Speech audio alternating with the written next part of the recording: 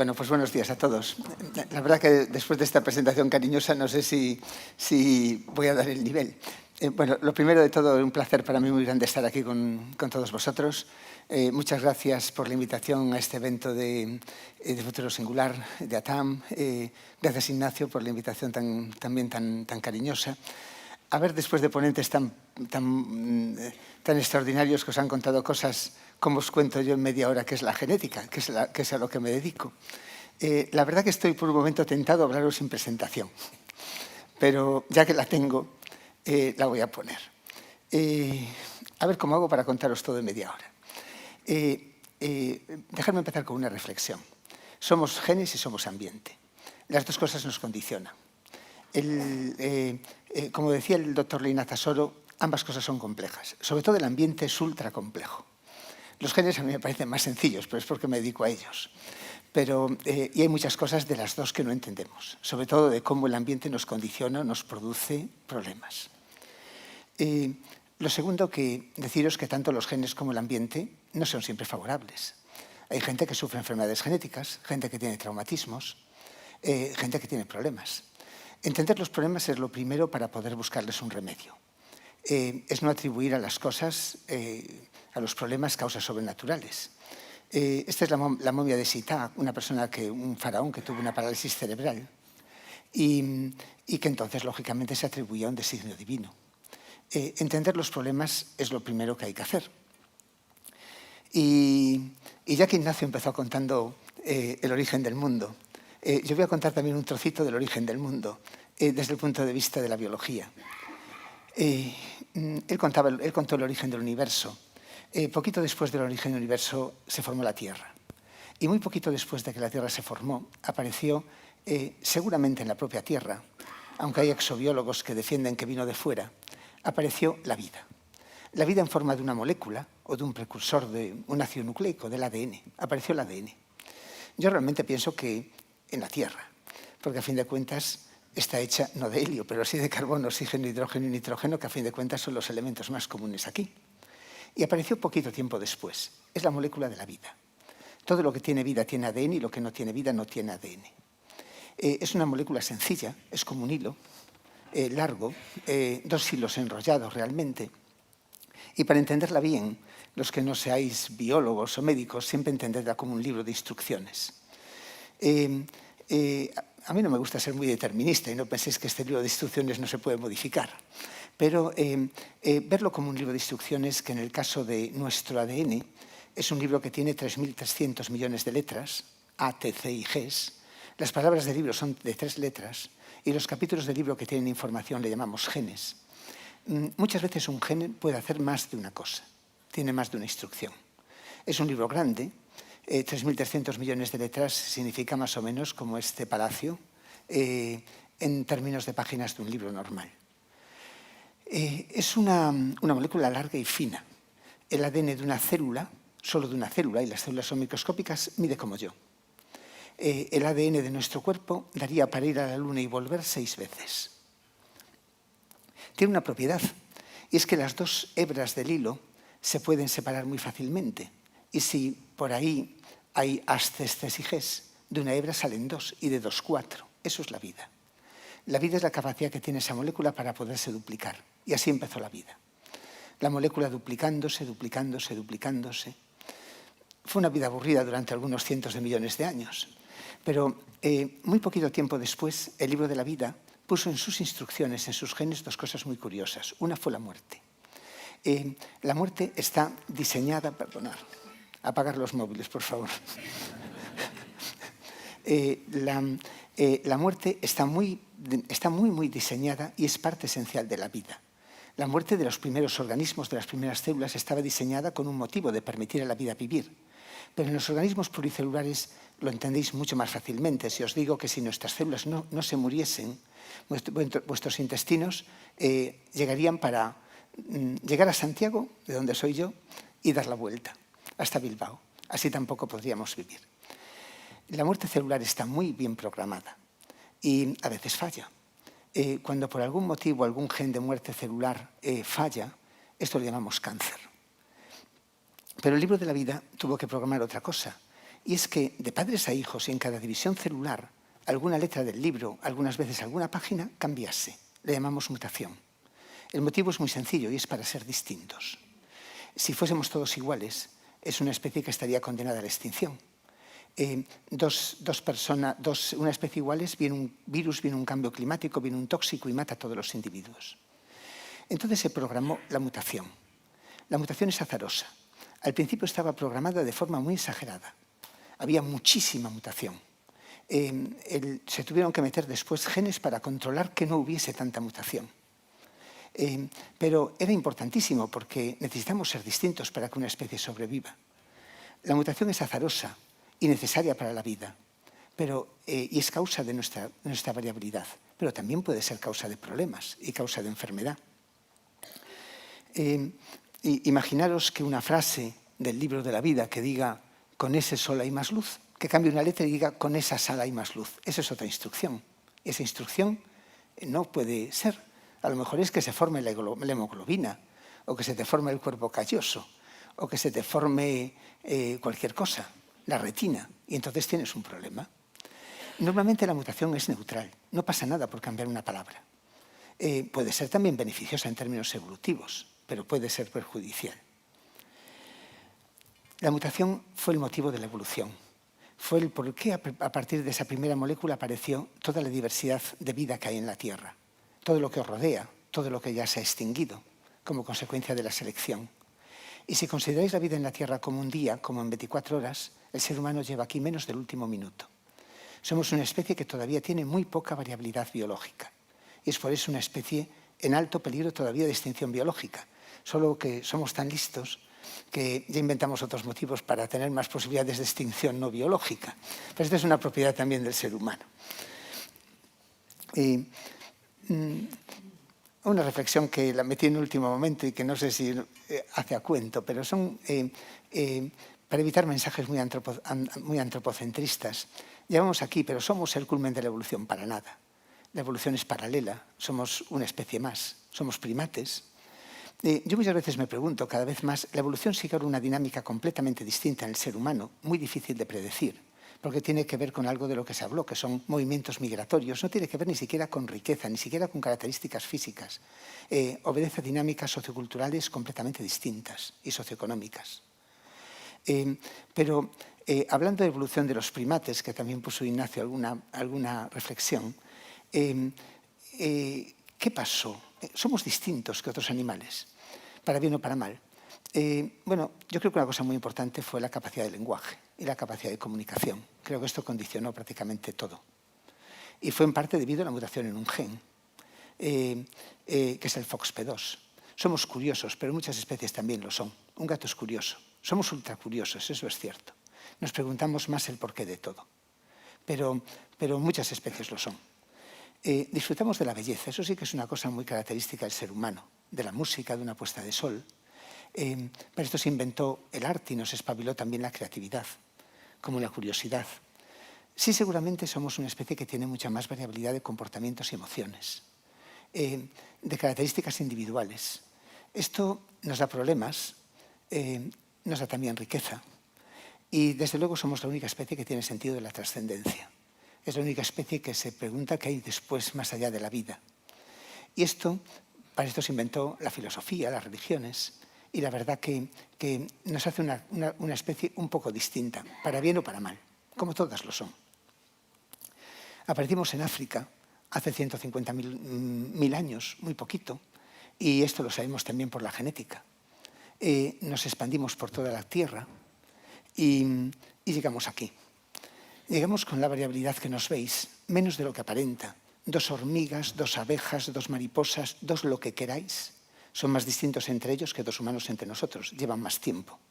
2 chinos son más distintos entre ellos, genéticamente y físicamente, que 2 europeos, no 2 de aquí, entre nosotros. Pero no nos parece, porque nos miramos todo el tiempo a nosotros y no miramos a los chinos y mucho menos a las hormigas o las abejas, salvo mi hija, que mira mucho más a las hormigas y a las abejas que el resto de los seres humanos.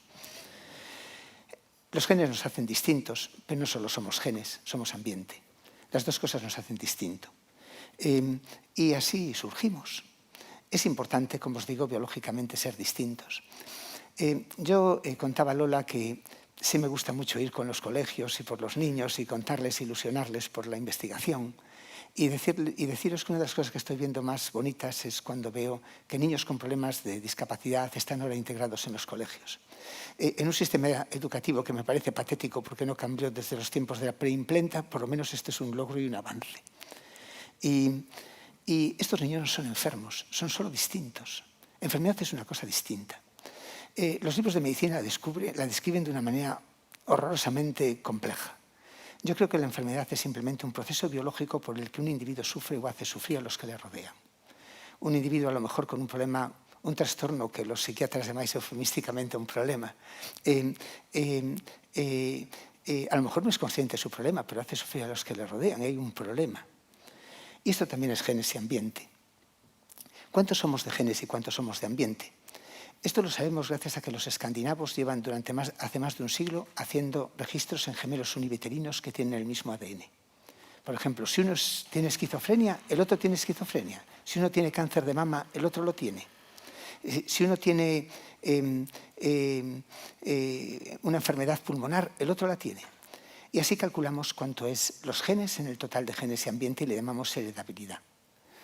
A mis alumnos de medicina siempre les sorprende mucho cuando se dan cuenta que el cáncer, que es una enfermedad prácticamente de los genes, es menos heredable que cualquier trastorno psiquiátrico.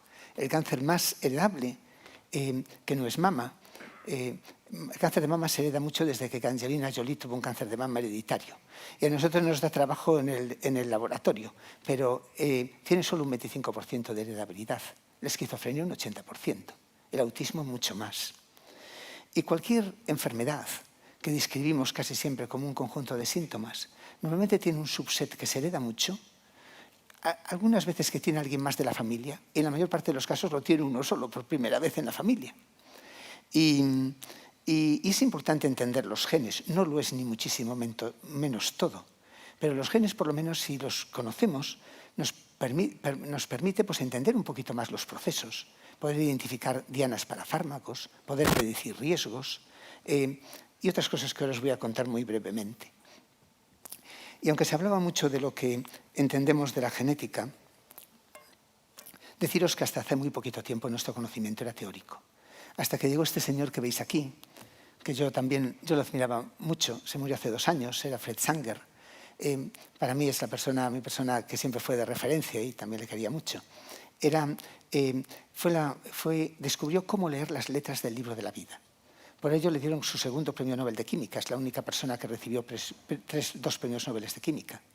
Y se lo dieron además 3 años después que lo descubriese. Porque claro, si en el libro de la vida, si en las letras está en cierto modo la clave de la muerte, la clave de la enfermedad, la clave de nuestra individualidad, la clave de tantas cosas, aunque yo os digo que no es lo único, qué importante era poderlo leer. Y él descubrió una técnica que todavía se utiliza para poder leerlo.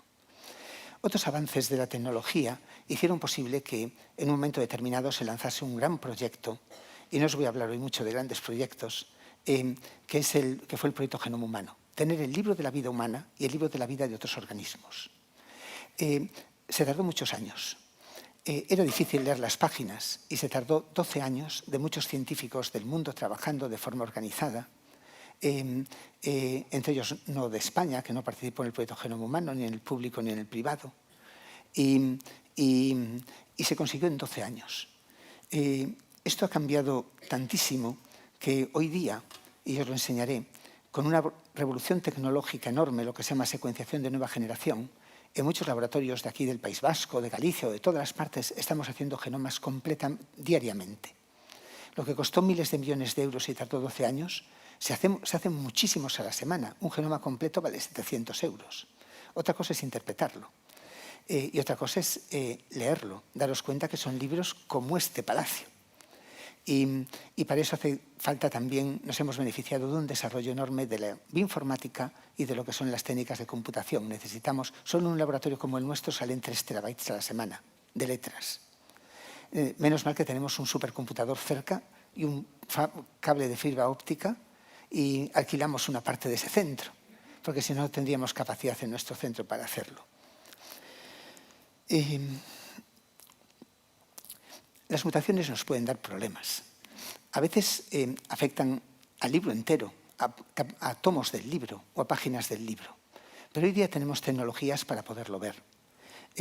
Una cosa muy importante que revolucionó bastante todo en medicina, una tecnología muy importante de la que se habla poco, son microchips, microarrays, donde no miramos todas las páginas del libro, miramos solo una letra por cada página del libro. El objetivo es que hay muchos problemas, muchas enfermedades genéticas, que dependen de de que se pierda o gane una página. Esto afecta sobre todo a la discapacidad intelectual y al autismo. Se pierde una hoja o se gana una hoja, que es tener una información redundante. Es normalmente peor perder que ganar y se tiene un problema. El entender el problema es importante, como os digo, para buscarle en un futuro una prevención o un tratamiento. Pero sobre todo nos puede ya directamente permitir dos cosas. Una, hacer consejo genético en las familias que han tenido el problema y quieren tener otro niño. Y lo segundo, predecir comorbilidades. Muchas veces sabiendo que ese niño tiene un problema de neurodesarrollo, pero podemos decir, y va a tener casi seguro también epilepsia o un problema cardíaco, porque yo os digo que un gen puede hacer más de una cosa. La revolución de la secuenciación de nueva generación nos cambió la vida en genética porque la enfermedad incluso que más se hereda es muy heterogénea. Una ceguera genética, la causa más frecuente de la ceguera en el adulto se llama retinosis pigmentaria. Es una enfermedad muy discapacitante. Todos tienen igual, todos tienen la retina degenerada, el epitelio pigmentario de la retina degenerado, un electroretinograma típico, se quedan ciegos a una edad de unos 20 años de media. Y sin embargo, no la produce un gen solo. Son hasta 100 genes distintos los que la pueden producir. Y hoy nos podemos beneficiar de analizarlos todos a la vez y de tener herramientas bioinformáticas que además nos permiten poder buscarlo y esfuerzos internacionales muy cooperativos que nos permiten entenderlo. La enfermedad es muy compleja, incluso genéticamente. Quizá la revolución más grande de los últimos años ha sido autismo y discapacidad intelectual, donde ya no solo lo que os decía de las hojas, el tener esos problemas estructurales del genoma, nos permiten poder diagnosticar el 15% de los casos, pero hasta un 40% son cambios de letras. Y se han identificado ya, lo diagnosticamos ya rutinariamente, y se han identificado ya más de 200 genes implicados en autismo. Este es un trabajo que publicamos hace unos años y donde además los hemos clasificado por áreas. Y está habiendo un cambio de lo que es la enfermedad común, el autismo es un problema frecuente, a una enfermedad rara. Este es un problema en el que nos tenemos que enfrentar y que también exige esfuerzos. Hablaba, creo que el doctor Linazasolo de la terapia génica ligada a CRISPR y otras terapias génicas. Está siendo efectivamente una revolución. No solo eso, pequeñas moléculas, otras muchas cosas. Pero es cierto que la enfermedad rara genética se espera que de aquí al 2027 va a haber tratamiento para 1.500. Y la mayor parte, la mitad van a ser para problemas de neurodesarrollo. Nos tenemos que preparar también asistencialmente para esto y ver cómo le vamos a dar una respuesta a una medicina cada vez más cara en este sentido. Y ya dejarme que os cuente dos palabras del gran impacto que tiene la genómica, no en la enfermedad genética, que es habitualmente rara, aunque hay muchas, sino en la enfermedad normal. Es lo que llamamos medicina personalizada o medicina de precisión, que son términos prácticamente sinónimos. Es algo que viene de un problema actual de la medicina. Yo no creo que, en contra de lo que se diga, por lo menos no creo en los últimos 10 años que haya aumentado el coste de producción de un medicamento. Lo que sí veo es que es cierto, es que cada vez nos resulta más difícil tener nuevas ideas. Antes, cuando se aprobaba un fármaco, sabéis que un fármaco para aprobarlo lo tienen que aprobar unas agencias reguladoras y tiene que demostrarse que es más eficaz o menos tóxico que lo que hay en el mercado. Antes se caían por toxicidad, pero hoy día los químicos son capaces de modificar cualquier molécula y hacerla lo que le llaman drogable. Hoy se caen por falta de eficacia. No os penséis tampoco que los fármacos son inocuos. Reacciones adversas a fármacos es una de las principales causas de mortalidad y morbilidad. Se muere más gente por reacciones directas adversas a fármacos que por accidentes de tráfico. Claro, compensan porque son más eficaces en términos globales, pero son un problema. Y, sin embargo, el problema de la falta de eficacia es un problema que está derivado de la heterogeneidad de la enfermedad. Si yo os pregunto ahora, ¿qué es la fiebre? ¿Una enfermedad o un síntoma? ¿Qué me decís? Un síntoma. Y si os digo la hipertensión, la diabetes, la esquizofrenia, el asma, me decís enfermedades o trastornos. Algún médico aquí dice síndrome, que es un conjunto de síntomas y signos. Y digo, ¿y por qué? La fiebre es que te aumenta la temperatura, la hipertensión que te aumenta la tensión, la diabetes que te aumenta la glucemia. Son todos signos y síntomas. La artritis, que comparto con Ignacio, y el dolor de espalda, es calor, color y rubor en una articulación. Los médicos esto nos lo meten como, nos lo dicen tanto que nos lo aprendemos. ¿Ves que son signos y síntomas? ¿Por qué le llamamos a la fiebre síntoma?